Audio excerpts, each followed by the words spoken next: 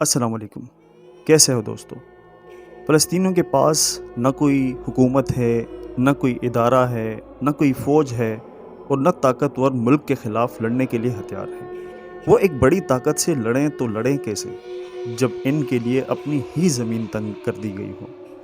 فلسطین میں جاری اسرائیلی بمباری اور فلسطینیوں کی بے بسی دیکھ کر اگرچہ مسلمان قیادت کی بے حسی پر غصہ حق بجانب ہے، لیکن ساتھ ہی یہ ادراک کرنا بھی لازمی ہے کہ اسرائیل کی پشت پر وہ عالمی طاقتیں موجود ہیں جو فلسطین میں یہودی مملکت قائم کرنے کے لیے صدیوں پرانے منصوبے پر کاربند ہیں۔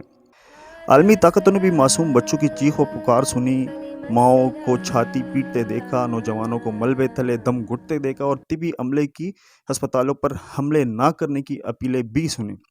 فرق یہ ہے کہ ان طاقتوں نے اس بربریت کو اسرائیل کے دفاع سے تعبیر کیا، جبکہ عام لوگوں نے اس کو جارحیت قرار دے کر دنیا کی سڑکوں پر ماتم کیا۔ اس پر ستم یہ کہ مسلم لیڈرشپ نے فلسطینیوں کے حق میں دعا کرنے کے لیے بیانات جاری کیے۔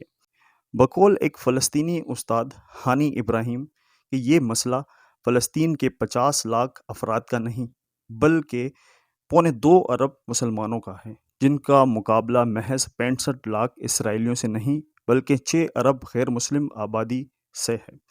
ان کی ڈور مغربی ممالک کے ہاتھوں میں ہے اور ان کا مقصد مسلمانوں کو توڑنا، منقسم کرنا اور انتشار میں مصروف رکھنا ہے۔ ہم جیسے تیسری دنیا سے تعلق رکھنے والے سیدھے سادے لوگ ہمیشہ مغربی ملکوں کے اس جھانسے میں آ جاتے ہیں کہ ان ممالک میں مذہب کی آزادی، جمہوریت یا حقوق انسانی کی پاسداری ہوتی ہے، جیسا کہ یہ ہمیشہ دم بھرتے رہتے ہیں اور دم بھرنے کے لیے انہوں نے ادارے بھی قائم کر رکھے ہیں۔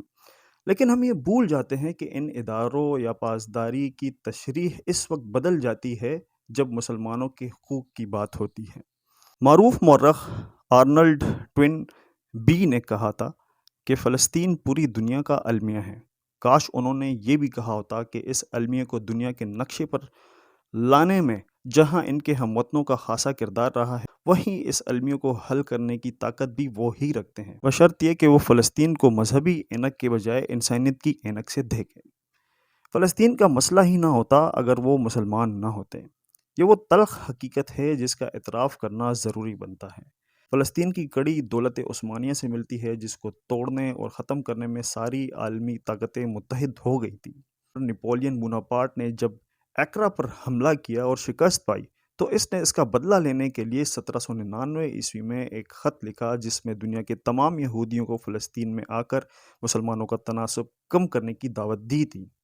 نپولین کے اس خط کے 40 سال بعد برطانیہ نے یورپی یہودیوں کو فلسطین میں آباد کرنے کی مہم شروع کی۔ یہ پہلا مرحلہ تھا جب 3000 سے زائد یورپی یہودی فلسطین میں داخل ہوئے اور فلسطینیوں کے لیے مشکل دن شروع ہو گئے۔ مشہور یہودی تاجر روتھ چائلڈ نے پہلی یہودی بستی قائم کرنے کے لیے اپنی جیب سے 4 کروڑ سے زائد فرانکس خرچ کیے۔ اس کے 3 سال بعد یعنی 1885 میں ناتھن برنبام نے یورپی ملکوں کی حمایت سے فلسطین میں یہودی مملکت قائم کرنے کا باضابطہ اعلان کیا۔ دولت عثمانیہ کی دیواریں پہلے ہی اندرونی سازشوں اور قتل و غارت گری سے بھی کمزور ہوتی جا رہی تھی، لہٰذا فلسطینیوں کی زمینیں پاؤں کے نیچے کھسکتی گئیں۔ فلسطینی مسلمانوں کی ہجرت انہیں بے گھر کرنے یا جلاوطنی سے روکنے کی کسی نے جرت نہیں کی۔ بیلفور ڈکلیریشن کے بعد 1948 میں 7.5 لاکھ فلسطینیوں کو اپنے وطن سے بے دخل کر کے پناہ گزین بننے پر مجبور کر دیا گیا، جو آج تک واپسی کا راستہ نہیں کر پا رہے۔ اس وقت 60 لاکھ سے زائد فلسطینی دیار غیر میں رہتے ہیں۔ ان میں بیشتر اردن اور دوسرے پڑوسی ملکوں میں ہجرت کی سختیاں جھیل رہے ہیں۔ 1967 میں عرب ممالک اور اسرائیل کے درمیان 6 روزہ جنگ نے اس خطے کی حیت ہی بدل ڈالی۔ جب بیلفور ڈکلیریشن کے تحت اسرائیلی مملکت کے قیام کے بعد اس کو اقوام متحدہ کی تحویل میں دیا گیا تو ساتھ ہی برطانیہ نے اپنے ادارے، ساز و سامان اور اسلحہ یہودیوں کے حوالے کر دیا، جبکہ فلسطینی بے یار و مددگار تھے۔ امریکہ اور دوسرے یورپی ملکوں نے یہودی مملکت کو بنیادی ڈھانچہ اور اسلحہ فراہم کر کے اتنا خود کفیل بنا دیا کہ وہ 6 روز میں عرب ملکوں کو ہرا کر ان کی زمینیں بھی ہڑپ کرنے میں کامیاب ہو گیا۔ وہ اپنے وجود کے چند برسوں بعد ہی اسرائیل کا نہ صرف ترقی یافتہ ملک بلکہ جوہری طاقتوں کی صف میں شامل ہونے لگا۔ مغربی طاقتوں نے اسرائیل کی جوہری پروگرام میں کبھی بات تک نہیں کی، مگر اسلامی ملکوں کے جوہری ہتھیار بنانے کے شک میں عراق سے لے کر شام تک ان کو بوس کرنے کی مہم پر گامزن رہے۔ مسلمانوں کی بدقسمتی ان کی غیر مؤثر اور غیر منتخب قیادت ہے۔